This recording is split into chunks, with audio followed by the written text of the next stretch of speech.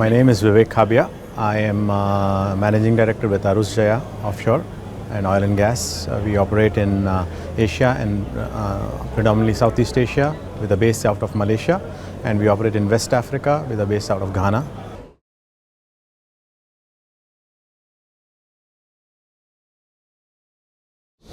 We specialize in subsea assets predominantly. We specialize in bringing foreign flag assets into cabotage markets. So Malaysia, Indonesia, Brunei are cabotage markets. We specialize in bringing foreign flag assets into these markets, provide them with local content, provide them with domestic shipping licenses, with regulatory networks and frameworks, and we work as cross charterers. So we are the counterparty on the EPCIC contractor side and the counterparty on the vessel owner side. So we take the risk of cross-border risk, payment collection risk, currency risks for clients.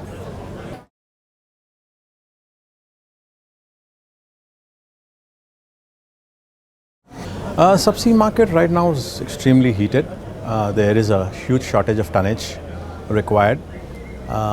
So we've seen rates go up nearly more than 100% in some cases compared to last year, and the utilizations have gone up. Having said that, there's again not much vessels coming into the market, but we are seeing pushback from charterers or end clients, EPCIC users, from rates. To a certain extent they were absorbing rates, but now they're only doing projects that are essential and urgent. Anything that's not essential or urgent is being pushed forward.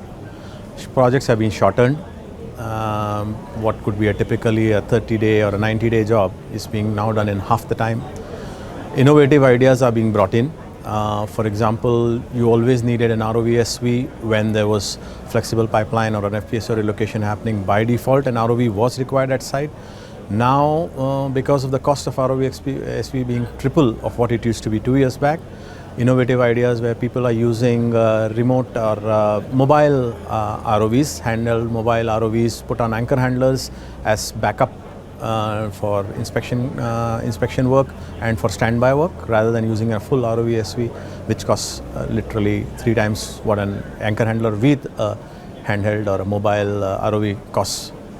So there is changes people are looking at, reworking the methodologies to counter the expense sides.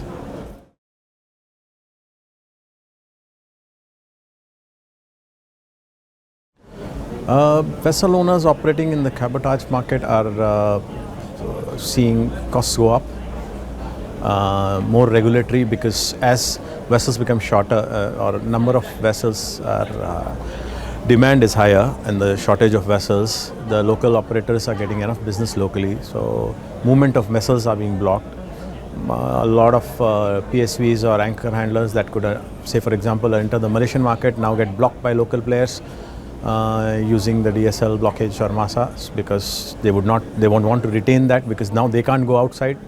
So yeah, people are now clamoring for the market they have and trying to control it. So the market is not as global as we saw it in the past, and people are trying to retain whatever they have in that sense. So yeah, cabotage is slightly increasing. Even governments are trying to protect local ship owners, so they are also now bringing more regulations to counter that.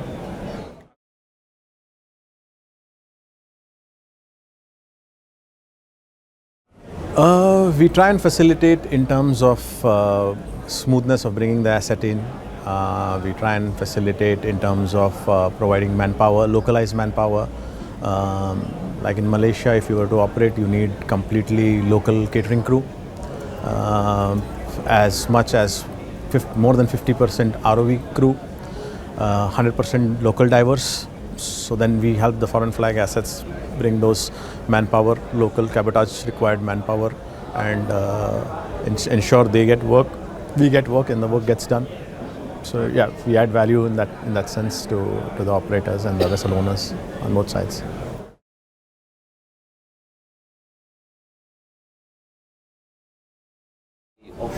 It's interesting to be here while the optimism is there, but I've seen a lot of contrary views, some very interesting insights that have come out today. One of the insights that I saw was inspiringly interesting. Is even though OPEC is trying to keep the price up by cutting output, countries like US are increasing output to counter that. So with OPEC taking out 2 million barrels, but other countries like Guyana putting 1.5 million, the plug is being or the load is being fulfilled completely on that. So, but the price still remains stable, which is a good thing to understand. Financing still remains a challenge, but we've seen non-traditional financiers like private equity guys come into this business. But those who have taken those routes are now realizing the challenges of people outside the industry come in, not realizing how the industry operates. So they're having a little bit of challenge managing those operational understandings of those players. In terms of another interesting thing that I noted today was when we talked about new builds, the cost of new builds and the issues of technology on new builds that we are talking about, and then the financing on the new builds.